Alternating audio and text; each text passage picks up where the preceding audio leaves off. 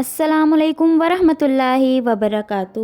میں ایک جاننے والے کے گھر گیا تو وہاں ایک بڑا سبق آموز قصہ رونما ہوا جو آپ کے گوش گزار کرنا چاہتا ہوں۔ میں ان کے ڈرائنگ روم میں جا کر بیٹھا تو کچن ڈرائنگ روم کے ساتھ اٹیچ تھا،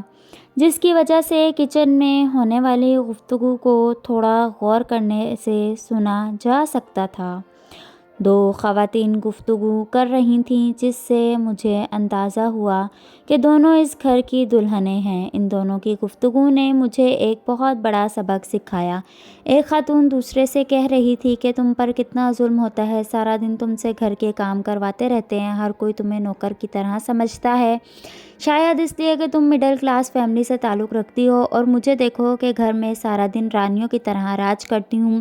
کوئی مجھے کچھ نہیں کہتا، جس کو کام ہوتا ہے وہ تمہیں کہتا ہے، تمہیں ان لوگوں نے گھر کی نوکرانی بنا رکھا ہے، تم اپنے شوہر کو کیوں نہیں بتاتی یہ سب؟ دوسری خاتون نے انتہائی خوبصورت جواب دیا۔ اس نے کہا، مجھے اس بات پر فخر ہے کہ گھر کے افراد تمام کام کے لیے میرا انتخاب کرتے ہیں، کیونکہ مجھے ان کے کام کرنے سے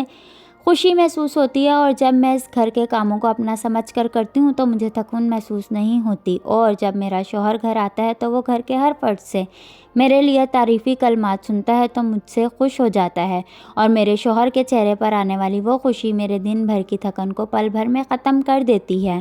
اور پھر میں اللہ کا شکر ادا کرتی ہوں کہ اپنے شوہر کی نافرمانی اور ناراضگی سے محفوظ ہوں۔ اور باقی رہی مڈل کلاس کی بات، تو اللہ کے نزدیک ان کلاسز کی کوئی اہمیت نہیں، وہ اپنے بندے کو تقویٰ کی بنیاد پر پرکھتا ہے، اس لیے میں اپنے شوہر کی نافرمان ہو کر اپنے رب کو ناراض نہیں کرنا چاہتی، اس لیے چاہیے مجھے کوئی بھی قربانی دینے پڑے۔ اس نیک بخت خاتون کی باتیں سنی تو یقین ہو گیا کہ لازماً اس خاتون کی تربیت کے پیچھے کسی عظیم خاتون کا ہاتھ ہے، جس نے اپنی بیٹی کو ایسے اعلیٰ اخلاق سے